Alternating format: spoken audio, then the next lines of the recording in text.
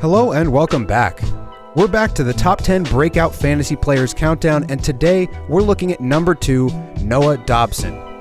Now, some of you here may know that I'm a Rangers fan, so it pains me to say this, but in 2018 in the NHL draft, the Rangers had the 9th overall pick, and they chose Vitaly Kravtsov over Dobson and the number 1 player on this list as well. They ended up taking Kravtsov, and they traded him for a 7th round pick and a minor leaguer, while the Islanders selected Dobson at number 12 and found a franchise cornerstone right shot defenseman who was going to be a part of their lineup for years to come. After being drafted, Dobson spent the following year in the QMJHL, scoring 52 points in 56 games in the regular season, and then added an impressive 29 points in 20 games in the playoffs, en route to his 2nd consecutive Memorial Cup. The following year, during the COVID-shortened season, Dobson spent the entire year with the Islanders, but he only played 34 games as they thought he was too good to go back to junior, but was ineligible to be sent to the AHL. This time, working with the coaching staff and learning from their veteran leaders seemed to help Dobson in later years. In 2021, he managed only 14 points in 46 games, but in 21-22 he broke out for 51 points in 80 games, and then followed that up with 49 points in 78 games in 22-23. The reason he's being featured here is his impressive 23-24 campaign, where he put up 60 assists and 70 points in 79 games, and he rounded out his game to become one of the most complete fantasy defensemen in the league, ranking number 5 on the Player Hub last year for defensemen. Now, as we turn to his Player Hub, the first thing that sticks out to me is his incredible shot blocking.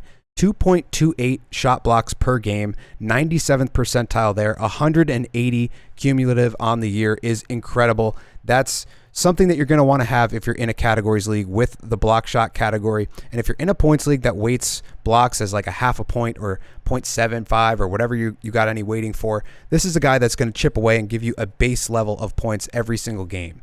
Now, in addition to that, the next thing that I see is 94th percentile on the power play. 24 power play points on the year. Now, the thing is, it's all assists, which is what you can see here, 97th percentile in assists. So it is very power play assist heavy.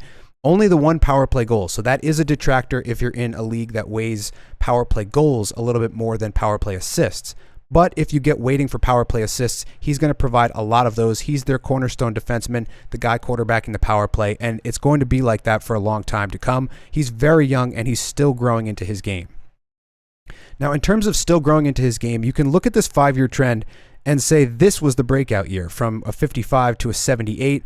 That year, I believe, was the year he got up to 51 points in 80 games, rounded out a lot of his other metrics. However, if you look at some of the other stuff, he's improved in a lot of other areas. So plus minus, -3, +4, +12. He's increased his shot blocking after a dip. So it went 154 down to 104, up to 180. He's now one of the elite shot blockers in the league. The hits have also come up. They were pretty good here in this 21-22 season, but now averaging over a hit per game. So that's decent. He may not be the best hits and blocks D, but he is going to get you both of those.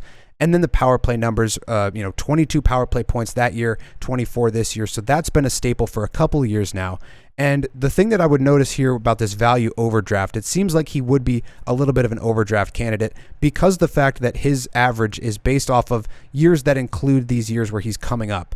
So this particular season, he wasn't a full-fledged member of the Islanders. He only played 34 games. This year, he broke out a little bit, and those 2 seasons are baked into some of this 5-year average and 3-year average. So I wouldn't put too much stock into the overdraft feature. He's very solid. He's very steady. You can see he has a track record of assists and power play points with shot blocks. So you're going to get those 3 no matter what. It's just a matter of how many goals is he going to score.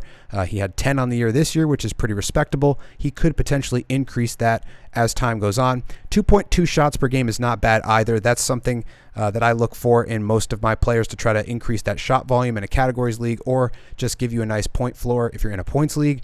And then you're getting the hits as well, as I said, 1 hit per game. So I would project him as a maybe 3rd or 4th round pick in a lot of drafts this year in a 12-team league, probably going in that 40 to 60 range just because of the fact that there are some a little bit more dynamic defensemen that you think of. You got, Fox, Makar, Yossi, Hedman, other guys that have a clear track record of doing it for a longer period of time. But don't sleep on Noah Dobson. If he does drop in your draft, I would definitely feel comfortable with him as your number 1 power play quarterback defenseman. That's going to do it for this video. Stay tuned for the #1 player on our countdown in the next video. I teased it a little bit here. You could probably guess who it is if you're intelligent. Thanks for watching in the off season. I appreciate that as well. And as always, I'll see you in the next one.